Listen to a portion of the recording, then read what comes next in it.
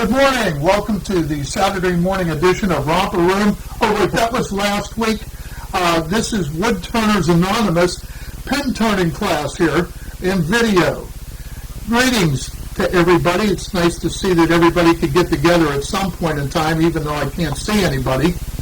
And we're going to go through a couple different stages here as we proceed to go from a piece of wood to a wood turning class here, where we're going to actually assemble and give a final assembly of a pen. So we started off with pen blanks. Generally you can acquire these or make these on your own, whether you use it on a table saw or just buying it at the local grocery store. I have taken these and actually drilled those, and these are drilled. These I've assembled and put the actual brass tubes in it for slim lines, and these are now ready to have the ends milled so that they can go onto the lathe and proceed to be turned. What we're going to do here is place the pen blank with the brass tube already inserted and glued in place. What I'm going to use here is an end mill that's set up for the 7mm pen blanks. And what we're going to do is mill the end of this so that we can get it down to the very top of that end mill in brass tube so that it fits flush on the mechanism on the lathe.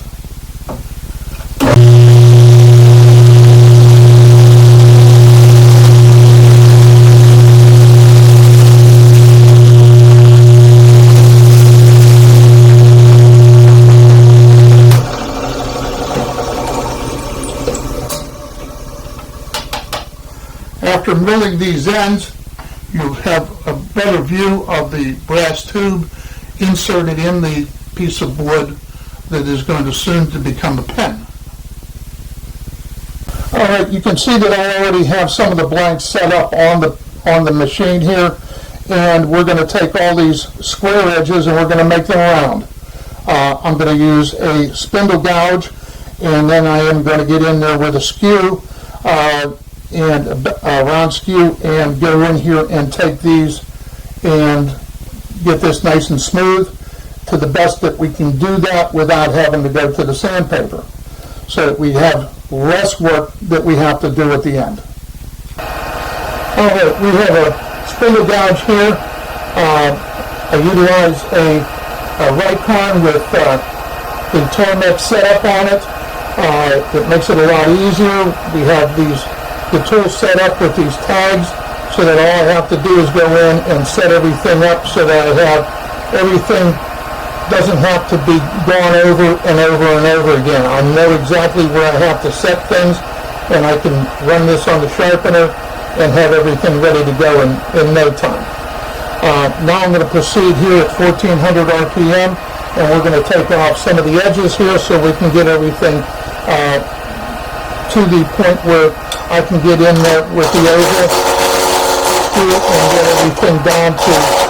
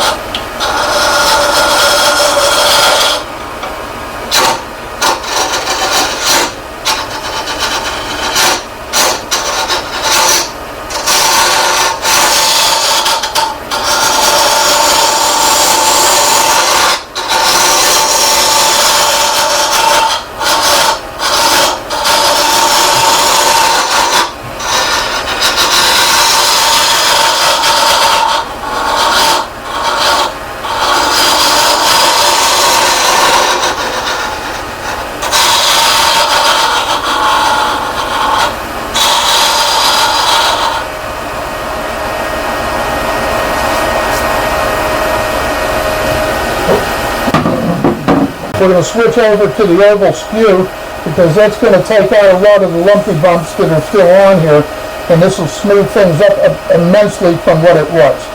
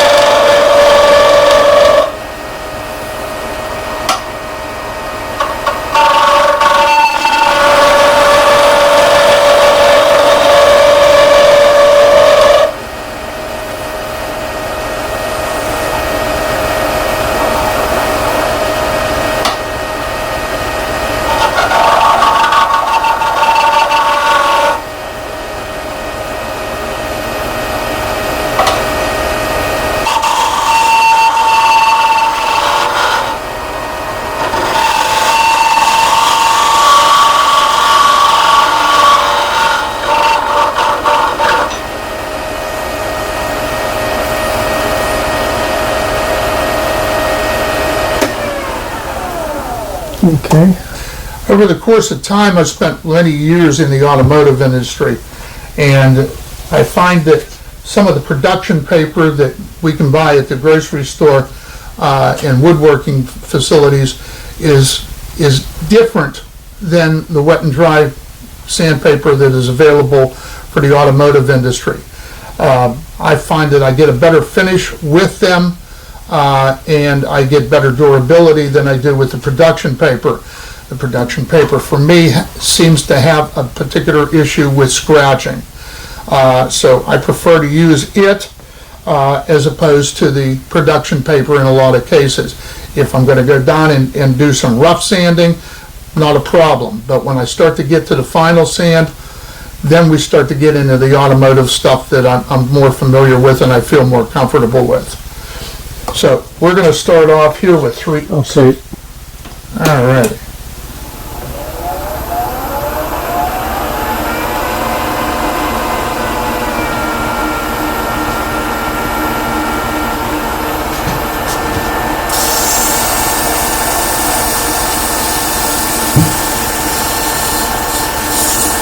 What grid are you starting with? This is 320 that I'm starting with.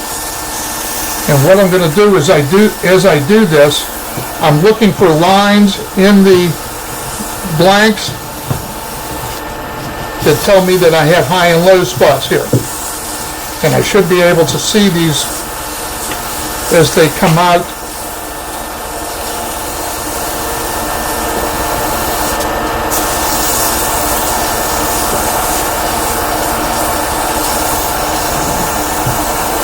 How fast are you? Right now I'm turning at 1,000 RPM.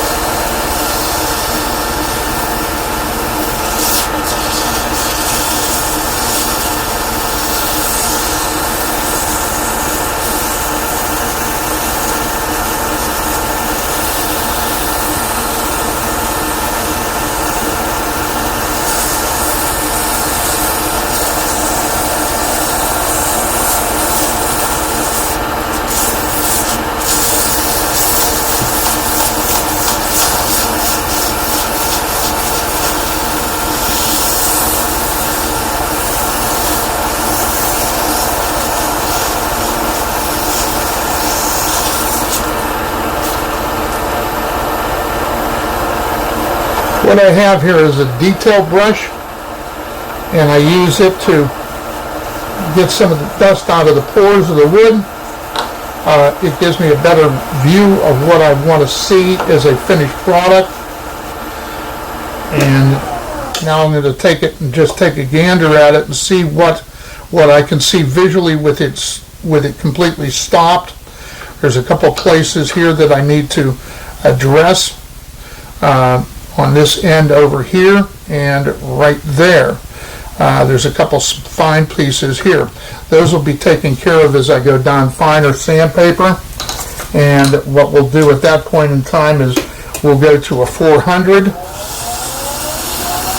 and proceed to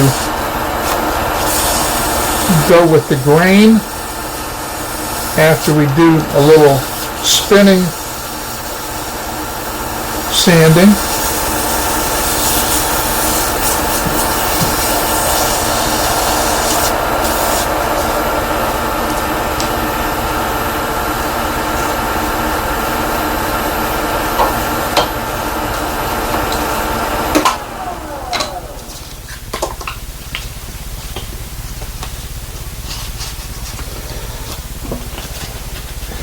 I've pre-cut some of these pieces so that I can actually work with them better, and then I don't feel like I'm destroying a big 8x11 piece of sandpaper. And we'll go over this now with the 400.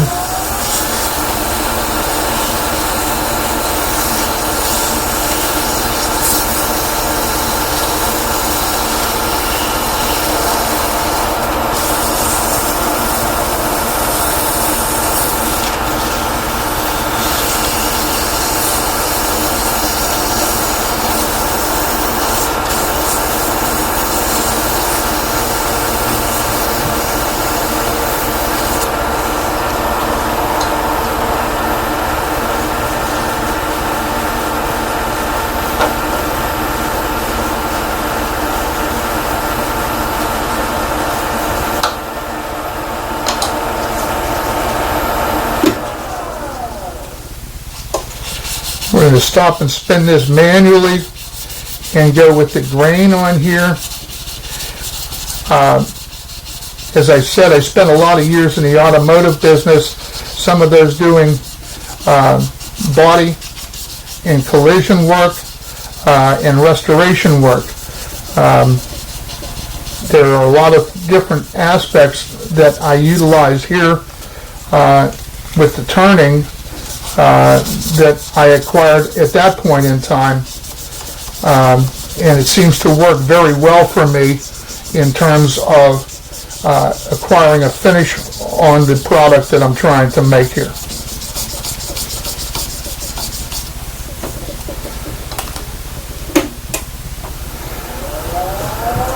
It's a lot more fun to clean out the dust that accumulates in the pores of the wood and the grains. It makes it a lot easier to see what your final product is going to be. It also makes it a lot easier on the next piece of sandpaper as you go along, because you're not picking up the dust that is accumulated on the pieces.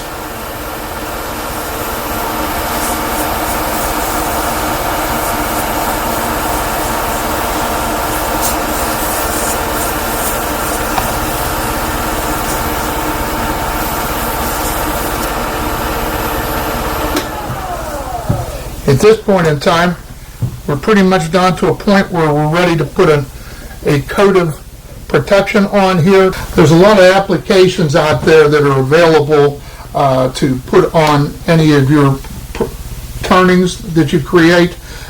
They can start off with friction build, which is a shellac, and utilizes heat to set the product. We also have super glue that we can put on here, and with a little tease of an activator, we can set it fairly quick and create a built-up application on here that we can do some final work on and ultimately make it shiny, smooth, and ready to be assembled into a regular pen. Alright, I'm going to fire this back up again and we're going to get it spinning. I like to use the blue shop towels. The regular paper towels seem to absorb it real quick, and you wind up, if you don't have a plastic glove on, you're going to wind up wearing a piece of paper on your finger, and it will be worn. I use these because they absorb the material, the super glue in this case, but they don't go through quickly enough to wind up with it affixed to your body parts.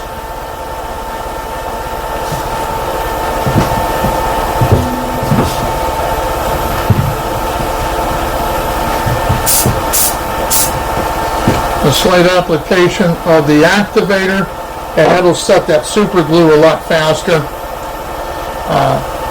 For this, I cut a number of these pieces so that I know what I have to work with, and I'm not just tearing a piece of paper off for the sake of tearing it off.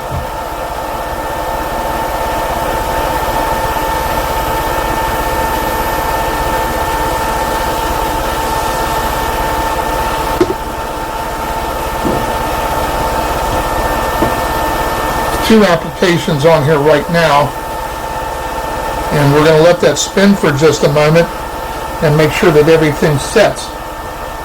At the end of that time, we're going to take some 600 here that we've already started with, and we're going to give it a quick dressing.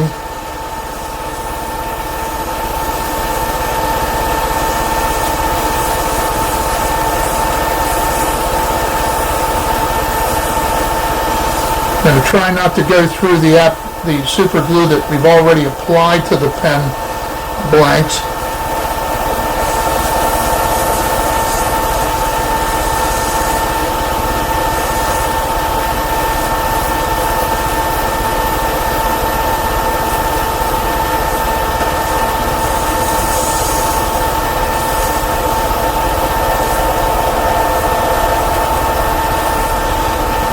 Putting a couple different applications of the super glue on here.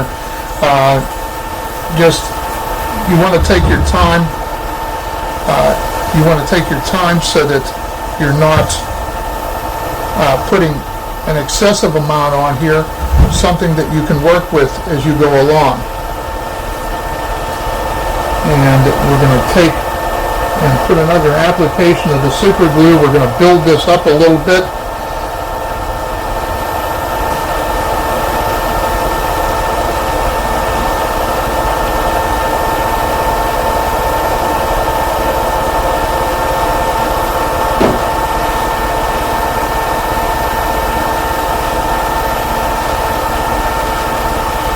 And we're going to hit it real quick with the activator. Give it a quick set.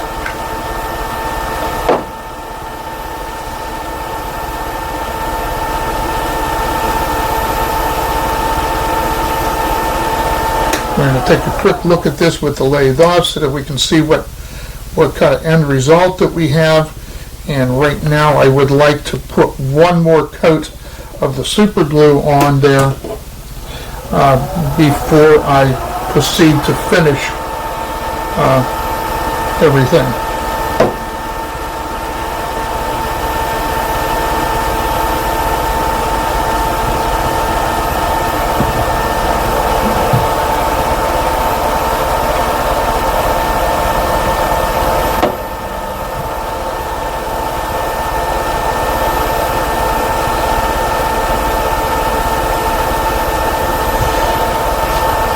In a lot of cases, what I'll use is a quad-aught steel wool, and I'll come over here just to take the sheen off of that. And that'll also take, just gently remove some of the high points on there without proceeding to dig into the material. And you can see on this steel wool that there is a clear or gray-white accumulation, and that is from the super glue. At this point in time, we're going to go back to the old. I worked in the car business for a lot of years, and one of the things that I utilize is compounds and finished materials that I grew up with from the time that I got into the car business in '65. So we have a finished cut compound here, and what we're going to do is we're going to take some of that on one of the paper towels. I can get my fingers to work.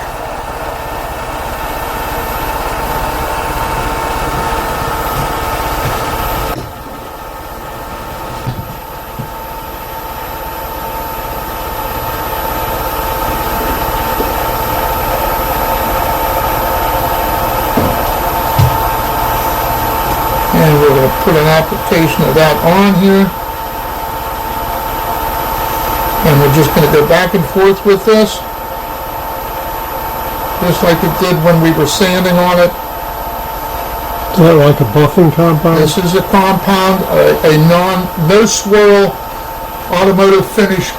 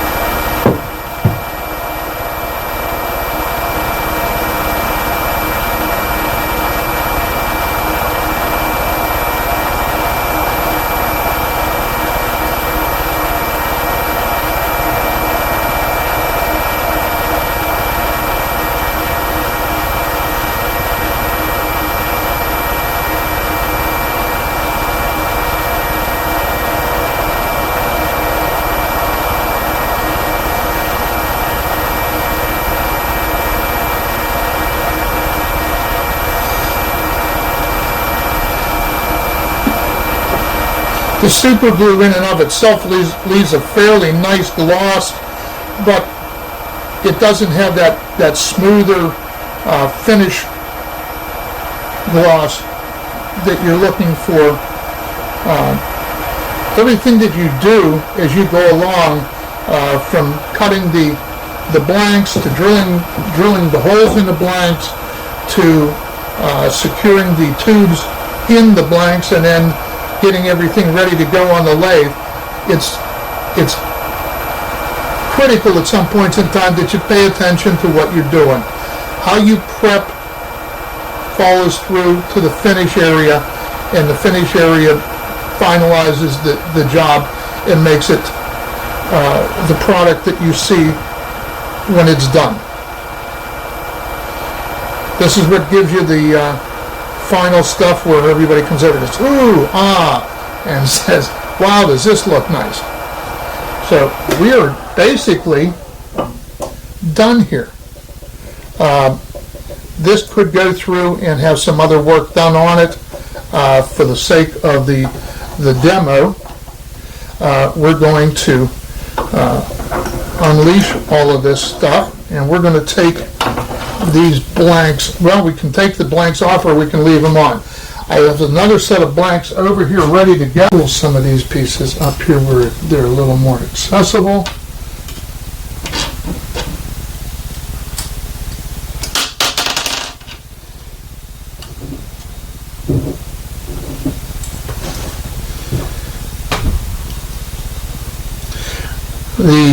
pieces that are on the lathe right now that we've been working with, I'd like to spend a little more time with, but I have some that are already prepared, and we're going to start to assemble those. This is a slimline kit. This is the mechanism that allows you to turn the piece in and out. This is your actual filler. This is your nib front. This is your clip.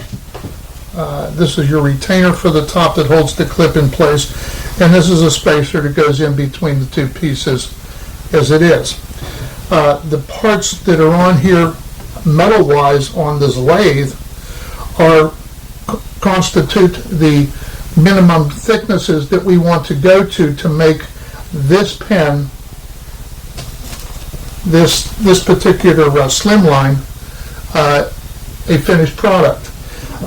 Every one of the pens that they manufacture winds up with something different.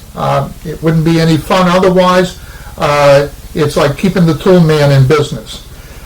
So when we get to this particular pen, which is a tenacious pen, as they call it, it has one piece of wood. This one has two. So we also have a different style of refill that goes in here, and it's a lot bigger than the old cross style pen filler that went in that.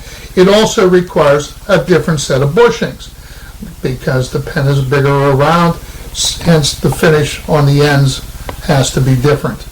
In between there, whatever you do is completely on you. It just everything is your imagination. What you can do with it to make it different from the things that somebody else is doing, or just whatever makes you feel good. So what we're going to do here initially is I'm going to lay those down, and I'm going to see if I can pick this up without hurting myself. We're dropping it on the floor. We're going to put it in this pen assembly vise, and I am going to hold this like that, and I'm going to squeeze that right into there. That piece is now in. Now I'm going to extend it out, and I am going to assemble the mechanism itself into here. These work really well for doing things. There is a brass area here, and there's a ring right above it. You want to pretty much go into that ring above the brass, and the brass goes in first. So we'll do that.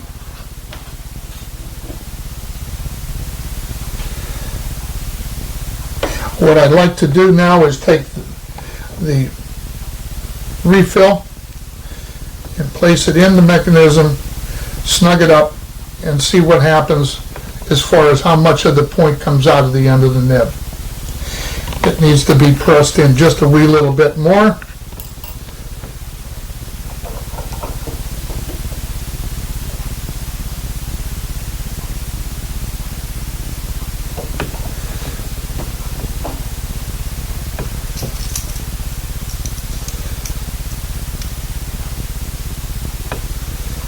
And you can see that it extends more so out of there than it did the last time.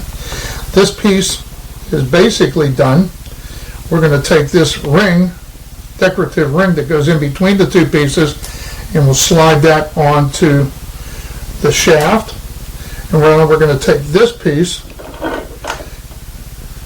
and we're going to take the end cap and the clip, and we're going to place it in the pen vise.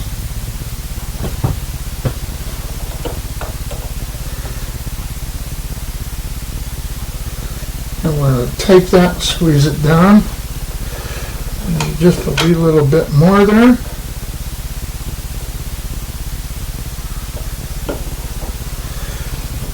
And now we're going to take the upper half and slide it onto the mechanism,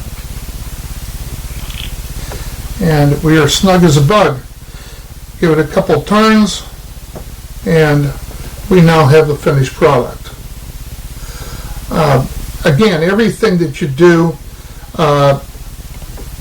is predicated by your preparation, keeping the wood clean after you get done sanding it, making sure that all the sanding dust is off of the material, off of the wood, out of the grains before you start to put another application on or go to a different aspect. Changing sandpaper, getting ready to put your super glue on or your shellac finish, which is, again is a heat generated application. So when you put that onto the finished product here, you're putting that on and moving it back and forth, and heat as the device, the lathe spins, will get that to set, and you can put numerous applications of that on. At some points in time you have to walk away from it because it takes a little longer to set up than the super glue.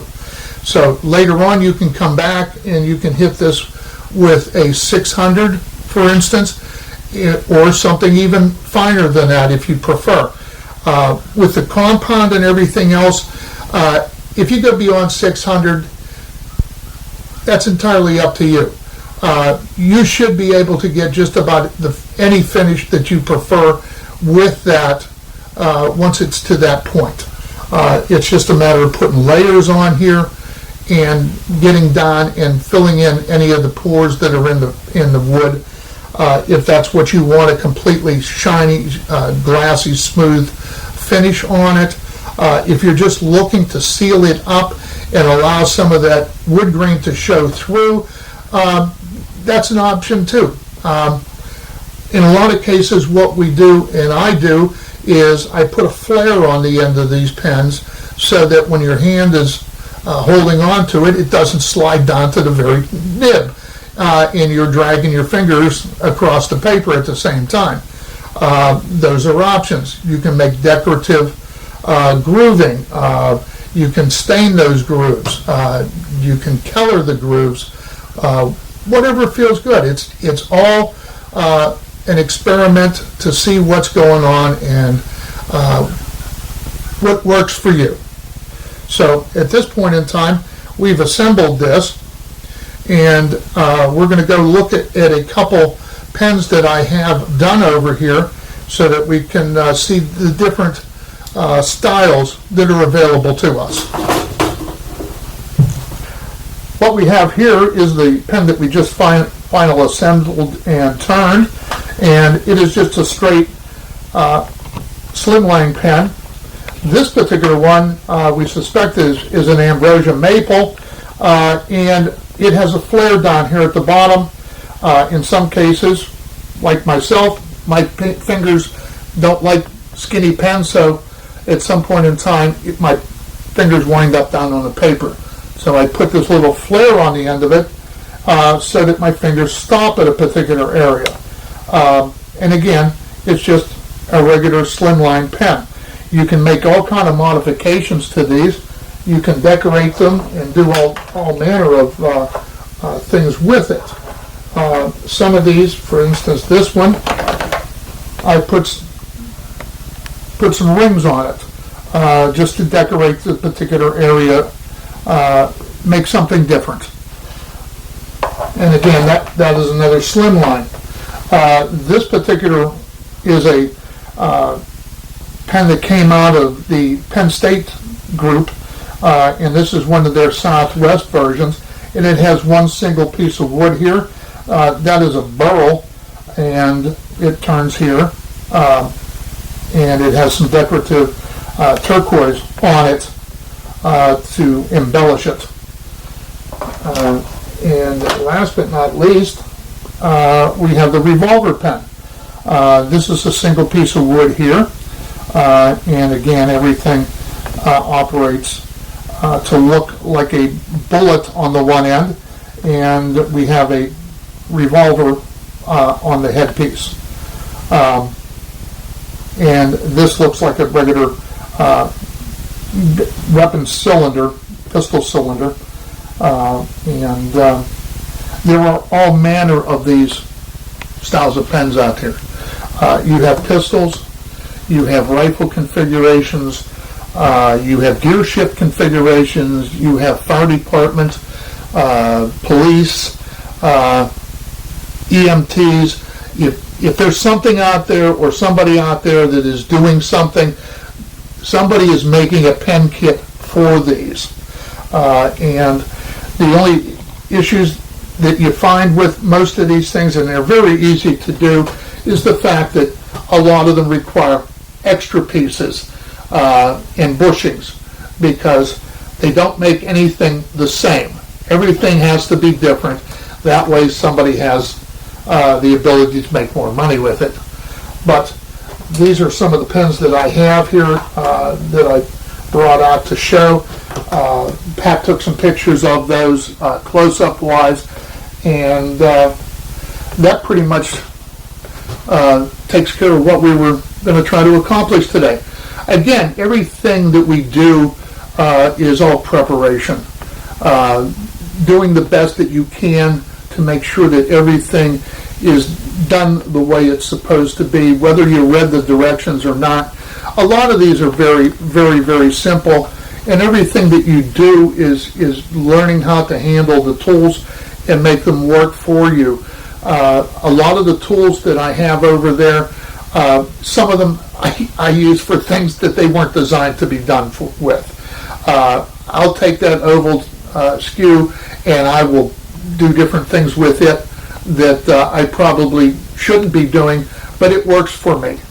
Watching me turn on that lathe is another issue too, because I'm ass backwards from everybody else. I'm left-handed.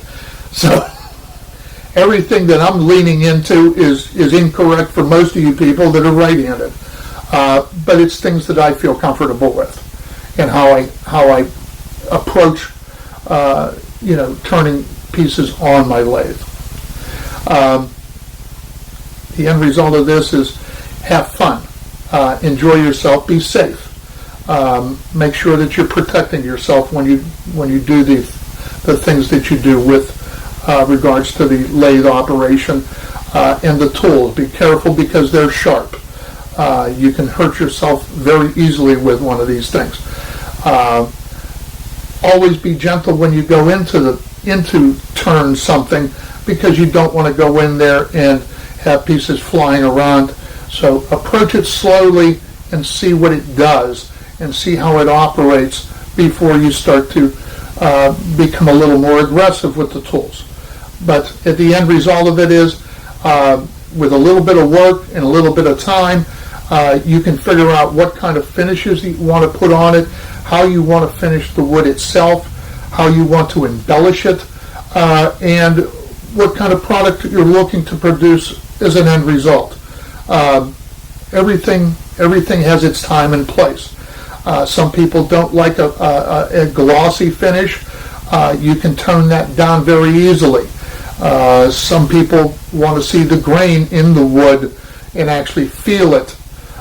So you don't put as much finished product on it, and you work at it from there. The big thing there is making sure that as you go along that you make sure that all the grain is cleaned out before you put other applications on. The same with using, for instance, the compounds that I use on there. They're automotive finishes. They're white. Most of the wood is a different color than white. So at the end of that, you take your brush that I have, and again, that's a detail brush. That's what detailers use to clean your car up when they're making it pretty again, and make it look like it was brand new again. And those horsehair brushes are a lot easier on the wood and the finishes that you use as an application. Other than that, enjoy, have fun, and we'll see you later.